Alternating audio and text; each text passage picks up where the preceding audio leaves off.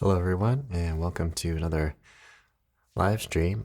Today, we're going to work a little bit on the Days of Wine and Roses.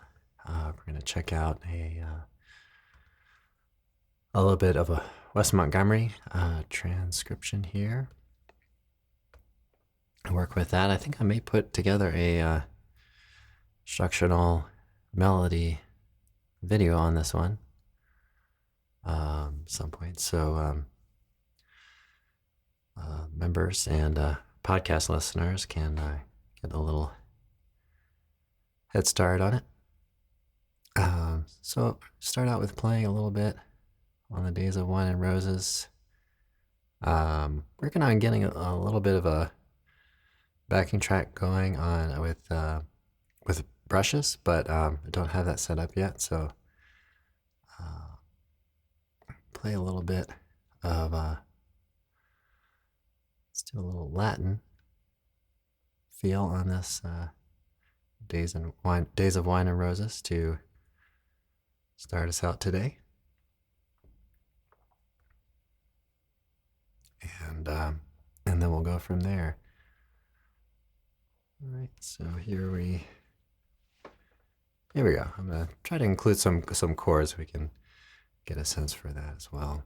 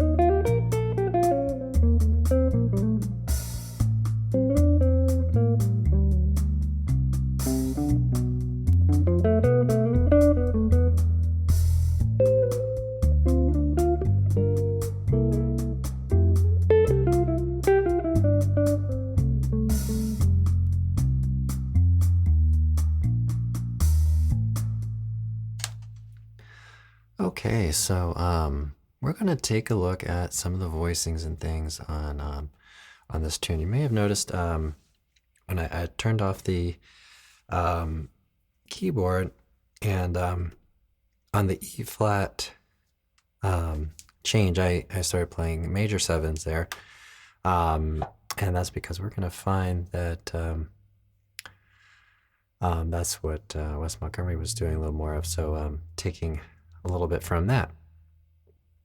And that's something that you can always do from learning from a transcription or from someone else's playing is maybe some different approaches or different chord sounds and chord changes. So let's see if we can get things dialed up as far as our visuals here, and we'll try to include a little bit of tablature, I think, on this one. Right. And let's see, make sure nothing else is in the way here.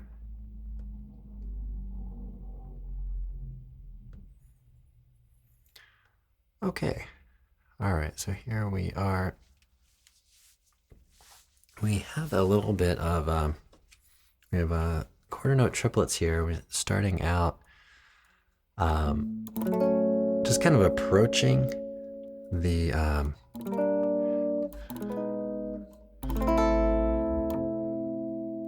approaching this F major 7. So we're playing F major 7. It's got a C in the bass there. So we're just kind of moving that up there. And then when he gets to that goal there, then he's playing all those notes, including the first string, and then we're muting the 5th string. Okay, so we're going to take a look at some of these shapes and things. Basically, I'm pretty new to this one as well, so we're just going to kind of take... So here's our next chord, which is an E flat major 7 with a sharp 11. So notice it's not dominant 7.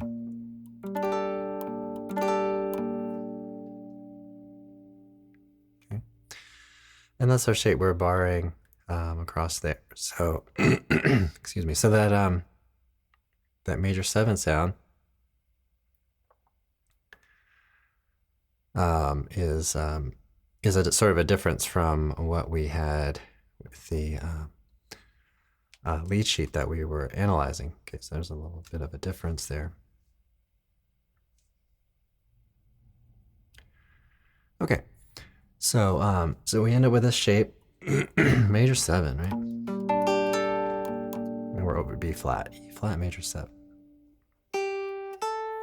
Okay, now this shape, so I was looking at this earlier, it's probably best to play this with fingers 1 and 3, because he's going to take this up to here. Okay, so this is D7, 9, sharp 11. So when you're playing these kinds of chords, try to keep a track of where the bass note is, just for your ear and also for the visual on the guitar. Okay, and then we're going to go over to this shape.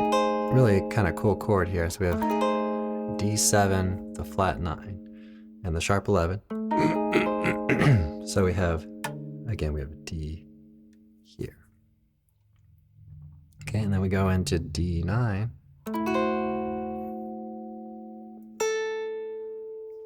Okay. And then we're going to G minor 9.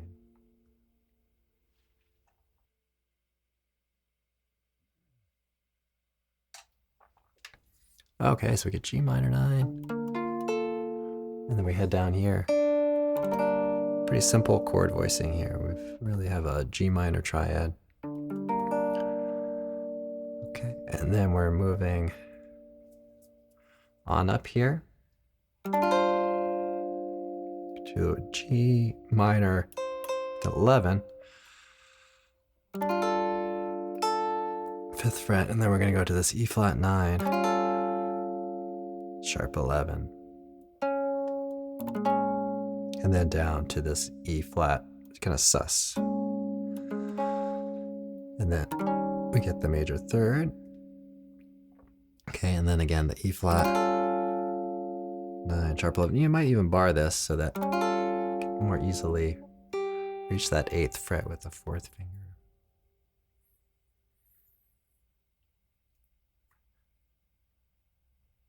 Okay, now we get this real big, when you have, he's got, I believe, bass and drums, and they're playing very softly. Drums are playing with brushes.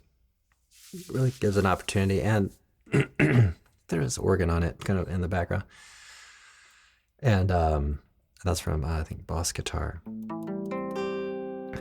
Okay, so we've got this A minor 7. Okay, so a real big A minor 7 here. And then we get G minor 7. Okay, now this one, where is this coming from? It looks like a C sharp diminished 7th chord. But we're thinking about this in terms of the A7, so we get A7 flat 9. It's good to compare that to the inversion of A7. So the first inversion of A7. So that's this note versus this note here. Okay. And then we go to a D minor. And we just have these two notes on that second string. So we get, okay, and then we get this chord shape again. Right, so this time it's F sharp diminished, but really in the context of the tune, we have that D there, right? Okay.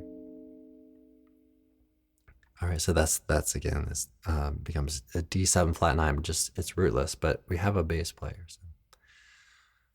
All right, or we have something in the bass. All right, so, and then we get this chord that's pretty cool. Little shape. So we get the flat 9 on this one. Again, but we have the root as well, so that's important there. And then we're going to go to G minor 7. Okay, so we've seen this shape come up a few times. You're going to play it here or here. Okay, then he's kind of bouncing back between those two, and then we get E minor 7 flat 5 way down here. Second position. Okay, so that's something that's happening quite a bit, even on the minor 7 flat 5 with flat 5. Okay, and this chord, let's listen to this without the low note. Seems pretty kind of plain, but you put that A under it, and really sounds cool. And we're sliding up here, and here we get, this is a nice chord. I like this one. I remember when I first started like checking out this type of voicing. It's kind of neat because you have the flat 7 on string 4 and the 3rd on string 2, so that gives you a little spot for a note in between. Okay, so he plays that, and then we have A flat 13 and G13, so that kind of just moves, a little motion there, right, downward. Okay, and then we have big G minor 7, A minor 7. Okay, B flat minor 7. Okay, and then we start in the kind of the second half there. I should have probably scrolled down there. Let me just review that a little bit so you can make sure you see that. Okay, then we get this chord.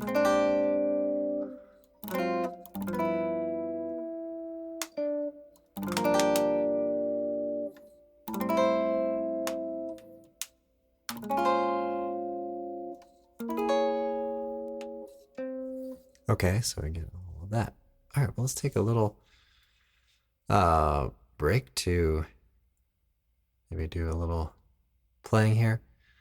Maybe I'll play a little more on the the swing feel for this one this time.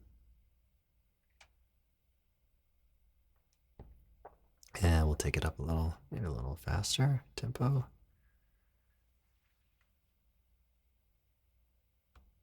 All right, here we go.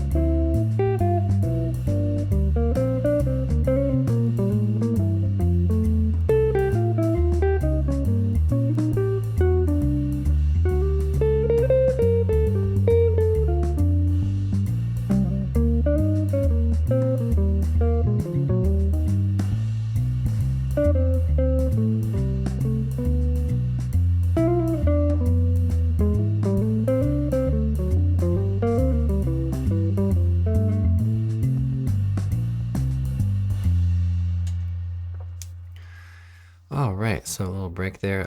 Let's get back to the tune here. So we're starting the second half. So it all starts fairly similarly. Okay, so we have this chord. We have this same chord. This is the E flat, major 7, sharp 11. Okay, and then this chord. I think one thing to remember there is try to use 2 and 3. It's not impossible without doing that, but it kind of helps with the next chord there. So this is all D7. Okay, and then we're looking at, okay, so we can really think about these inversions. So if we had a simple D7 chord shape here, second inversion, right, then we can kind of see where that 9 comes from.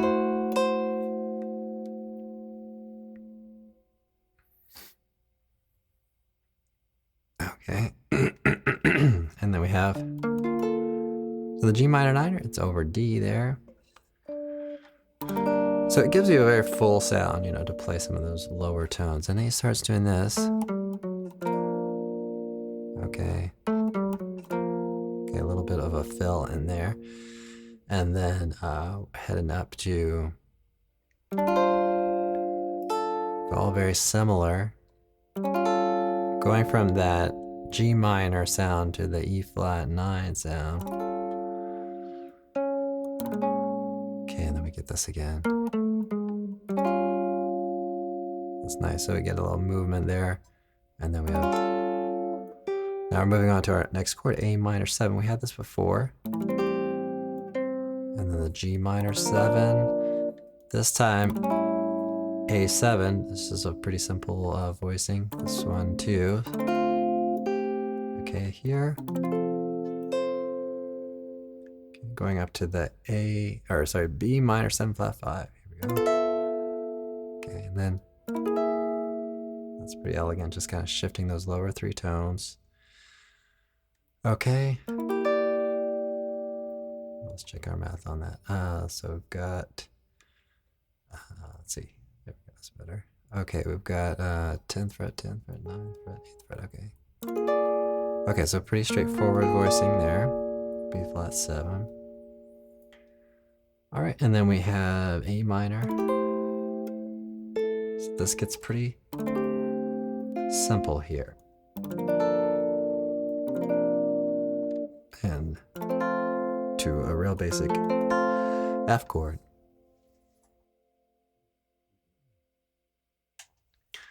So you can see that it's really pretty simple. Let me make sure I scroll down and back up a little bit for us, so you can get a sense for everything. So yeah, A minor 7,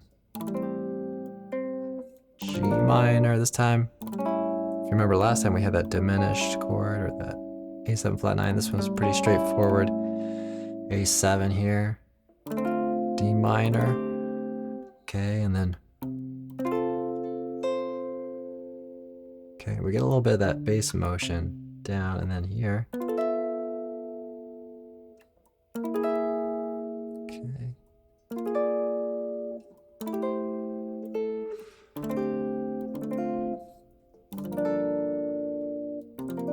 Okay, and then back to the F, so I keep forgetting to scroll here. All right, so A minor, D minor 7, G minor 9, C11, and then the F major. Really just an F major. Right, so that's really pretty straightforward. I think we'll spend another time, a little more time checking out a little bit of the solo on another video. Let's see what he does on the outro here a little bit. It will let us do that.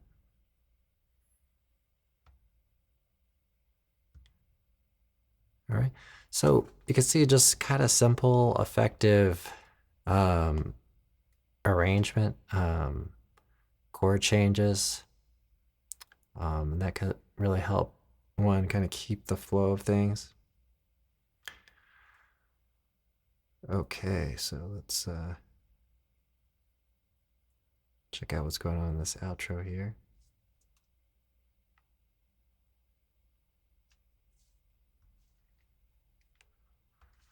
All right, so we got A minor. Okay, we've had all this before. Oh. That's better.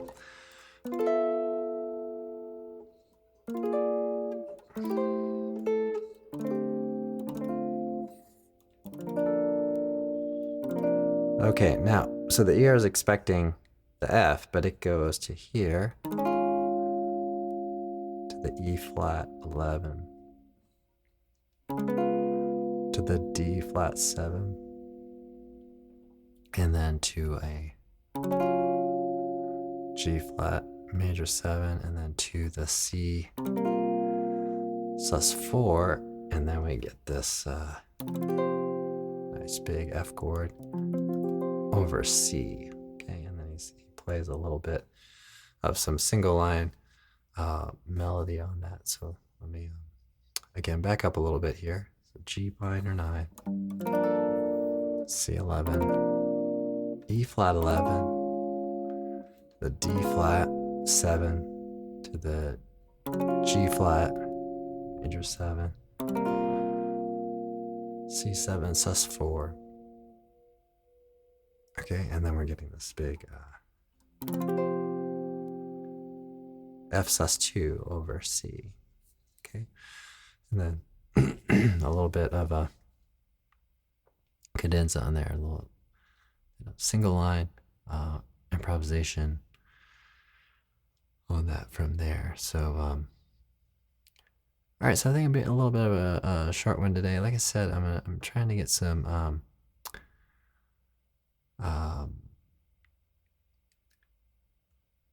brushes lined up here, but because part of that would be just nice to improvise with and to play with and have a little variety, but also to try to emulate a little bit of the recording on that tune. All right, so I'm gonna play one more time on this tune. I might play a little bit up, and I'm gonna bring the keyboard in to play along here with us.